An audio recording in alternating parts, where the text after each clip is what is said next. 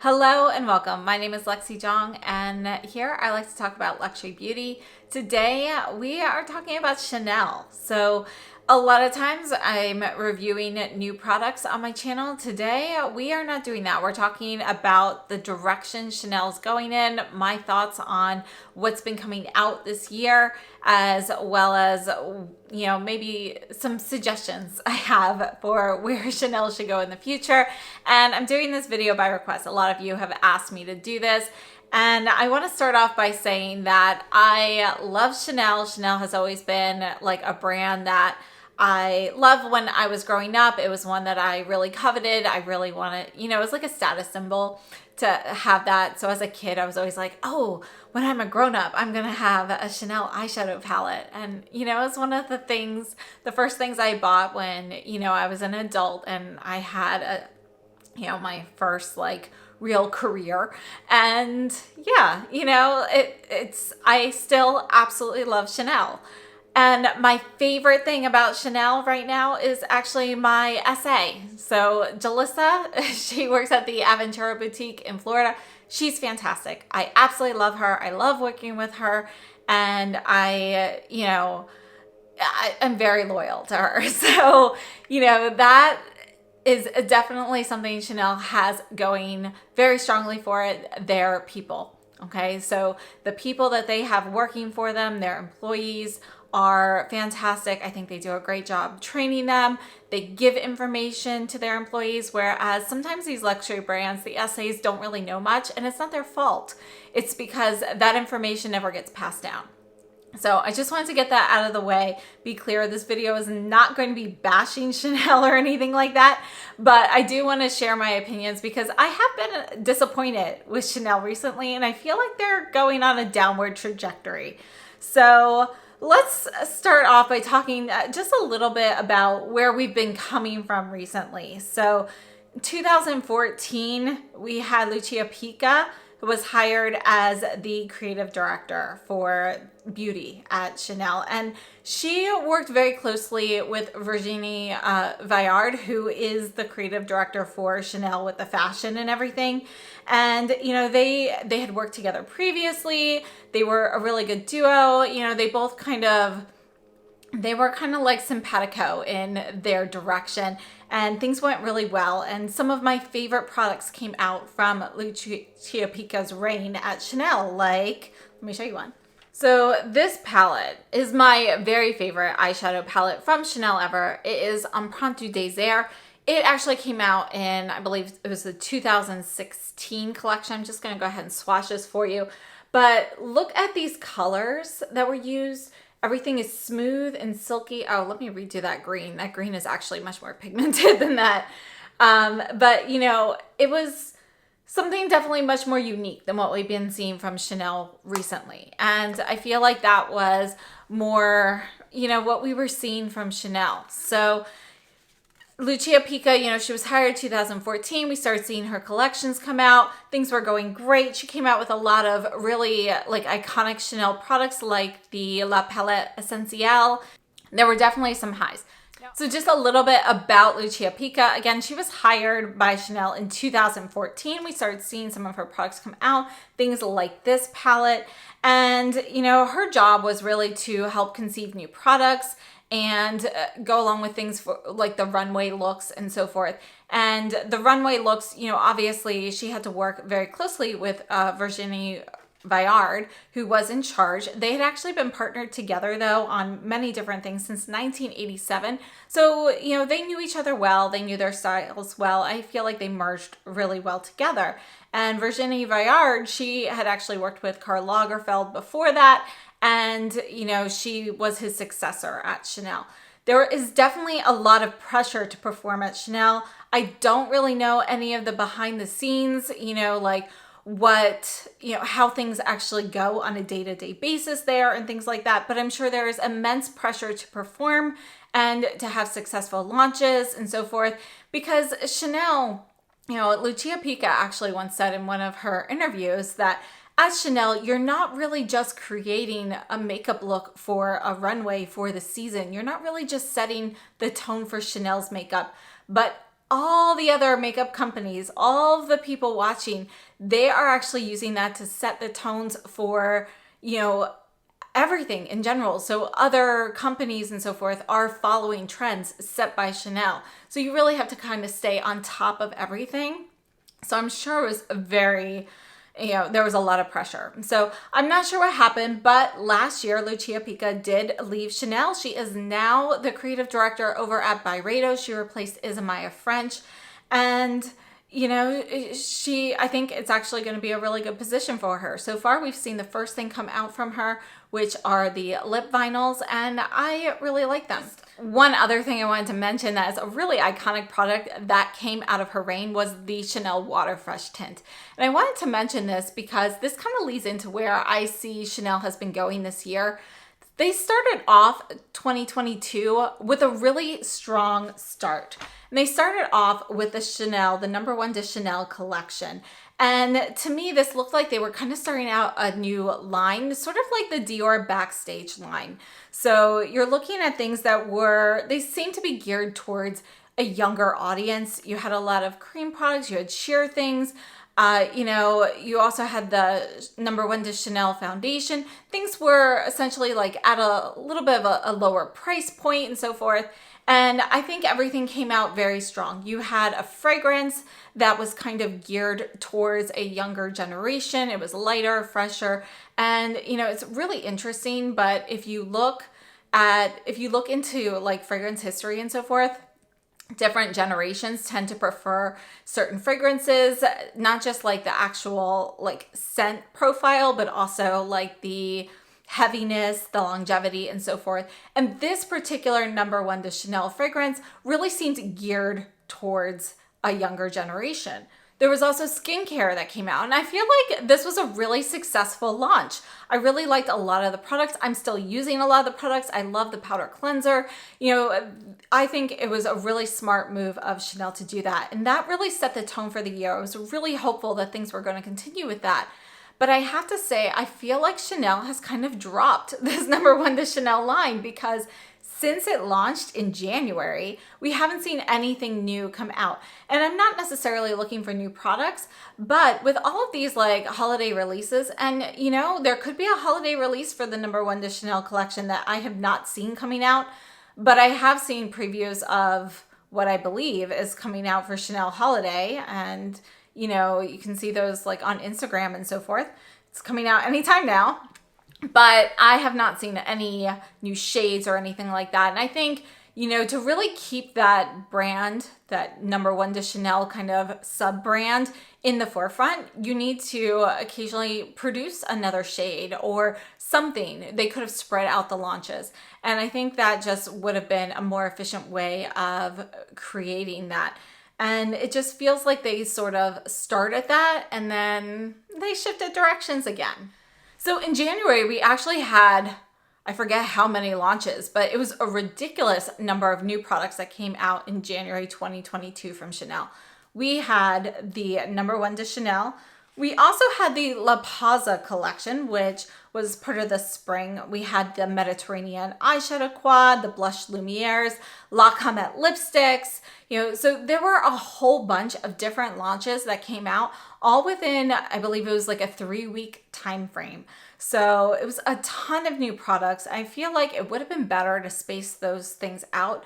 For me, I feel like, first of all, if a company is going to space out their launches, they're more likely to get more sales from that because people will have more money. So you could be like, oh, well, I can afford to buy 2 lipsticks this month and 2 lipsticks next month, but doing 4 this month is kind of pushing it, especially if something else they want is coming out the next month. So I feel like spacing things out just makes a little bit more sense to me. And I could be wrong on that, but perhaps that's not how it works, but in my head, that is how, I personally think about buying things. So I feel like spreading things out would have been a little bit better. But I also feel like those launches that came out all at once, some of those items really got kind of shafted. And one of my very favorite items really had like no explanation. And that is the Blush Comète in Peche Cosmique. And I actually had this on today. I personally, this has like almost no color. I love the appearance of these. You can't really see my star anymore, but it's a lenticular image, which basically means, you know, if you move it, you can see different things. So you can see the Chanel logo or you can see the star.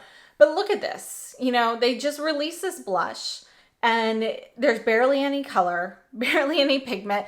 Nobody really knows what to do with it. So, you know, it's not going to be successful because there's no like guide or information, no real promotion of this.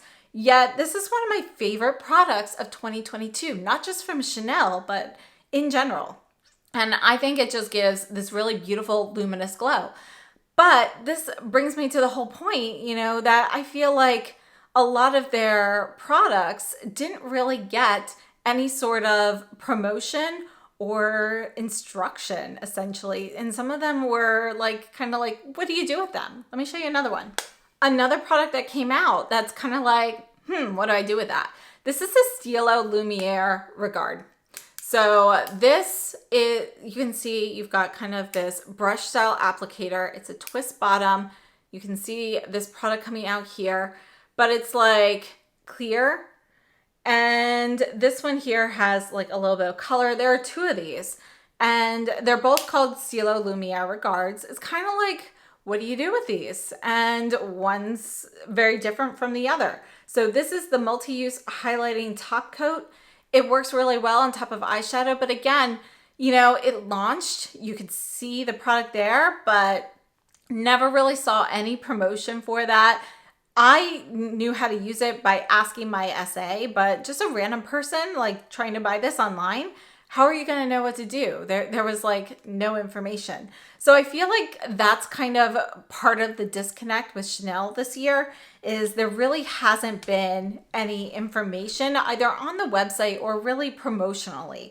And that's one of the things that has kind of made certain products that could actually end up being stellar and do super well. They've kind of gone under the wayside a little bit. Then of course we had the new Chanel Rouge Allure L'Extrait lipsticks. And I have to say there was definitely a bit more promotion for this particular launch. And I think they're really nice, but they had a few things that weren't really going so well for them. And that is, well, for me, I think the packaging is great, but pulling this off to see your color is a pain in the butt. And, you know, you had a mix of limited edition and permanent shades, which is very common for Chanel, but it was at first a little bit difficult to figure out what was happening, you know, which ones were limited edition, which ones were permanent. Were they all going to Chanel? Were some of them going to other retailers? I feel like all of that's kind of a disconnect. That is actually a big issue with the Chanel is the timing of their launches because, you know, I feel like one place should launch first all the time. Honestly, if I were in charge of Chanel, I would launch at Chanel first. But we see some of the department stores leaking things first and so forth. And, you know, the dates kept changing for different launches. It was supposed to be this date and then I move it to this date and so forth. So just wasn't very clear communication. So these lipsticks are actually very, very nice. They're very, very pigmented, but a lot of people didn't really care for the price point with the amount of product that you get in there. Personally, I was okay with it because I don't necessarily go through all of my lipsticks. And I do think it's a really, really nice product. But that was an issue. And I think that did kind of affect this launch. Another thing is the shade range. And I have to say, this is true for all of the Chanel lipsticks that have launched in the last couple of years. And just recently, Chanel launched new Rouge Allure lipsticks in their nude shades. And they had cooler nudes and warmer nudes. That's how they actually separated them. Again, some were limited edition, some were permanent. I feel like it was a little bit difficult to know which ones were which. But the problem is their shades, even though some were supposed to be cooler nudes, pretty much everything was warm. It was just that some were more warm and some were a little less warm, but everything was still warm on the spectrum. And with the Rouge Allure L'Extrait lipsticks, we had the same issue where essentially all of your lighter shades, and the majority of these were like medium tone. There weren't too many light shades really. They're all warmer. And then some of the cooler tone shades are going to be really deep. You're looking at some like reds and so forth. And that's kind of the problem with Chanel lipsticks is every new shade that they've been coming out with, the cooler shades really are going to be like your reds, and they're going to be dark. And all of your lighter shades run really warm. So I just feel like that's another thing that, you know, Chanel could kind of improve on. And I do think that releasing this new collection was an improvement. Their lighter shades are a little bit cooler than some of their older ones, but still just not enough. They're still warm. Another missed opportunity, in my opinion, were actually the tweeds. I think the tweeds are gorgeous. I love the embossing on them. I love the little case that came with them. They're really beautiful.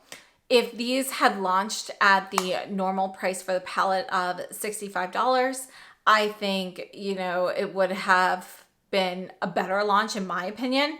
But these did have an increased price tag, which, you know, I would be more okay with if the packaging had something special about it. You can see we've got the regular white logo, just like something regular in the permanent edition.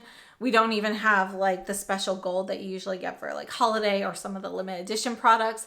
So I feel like there was no change to the packaging, and this would have been a great opportunity to do something tweed-like on the actual packaging, not just the embossing. So I feel like the fact that they had such a high price tag for these limited edition tweed quads that didn't have anything different permanently on the packaging was kind of a little bit of a missed opportunity. I think if they had done some special packaging, you know, I just feel like that would have been like, a wow, oh my gosh, so many people want to collect these. And so I just think this tweed launch could have gone a little bit better. There was a ton of hype.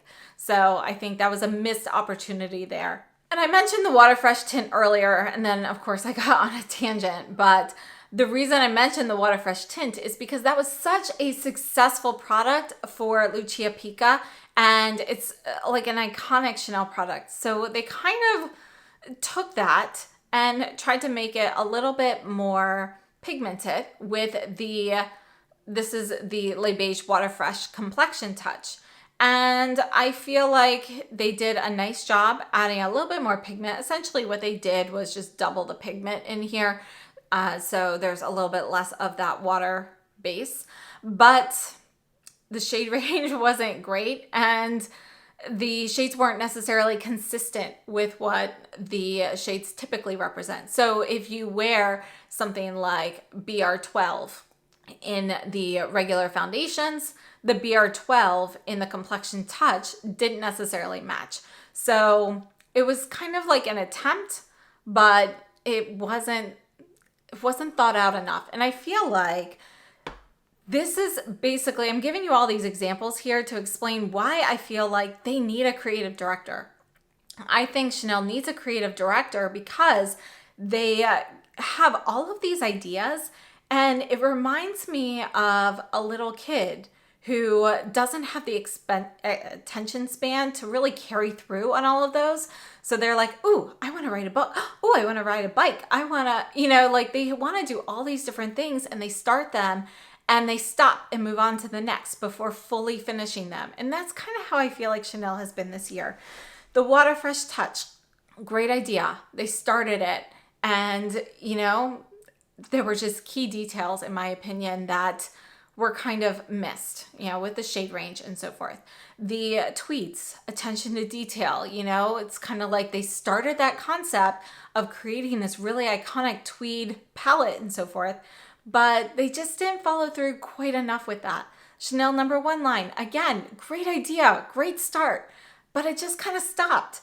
And I feel like if there was a creative director at Chanel, you know, you're looking at somebody who you trust to kind of give guidance and oversee all these products.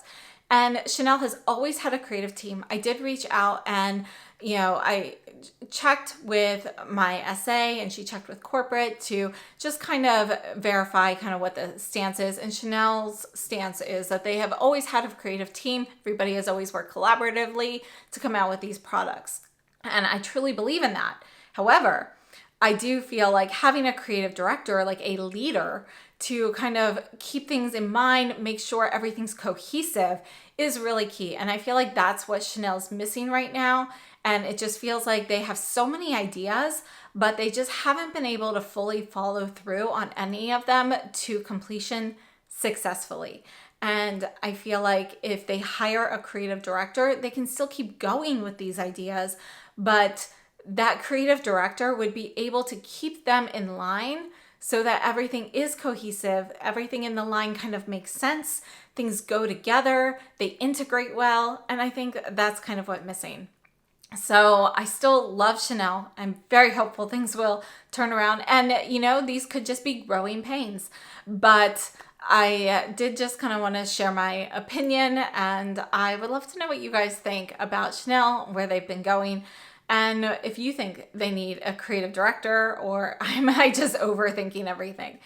So if you do agree with me and you think Chanel needs a creative director, I would love to see names of people that you think would be a really great fit for this role. I think it'd be really interesting to see who everybody, would like to see in this position, because I think the creative director of Chanel needs to have, innovative ideas, but still kind of maintain the classics. You need to be able to do classics with an innovative twist. And I think that's really hard to do.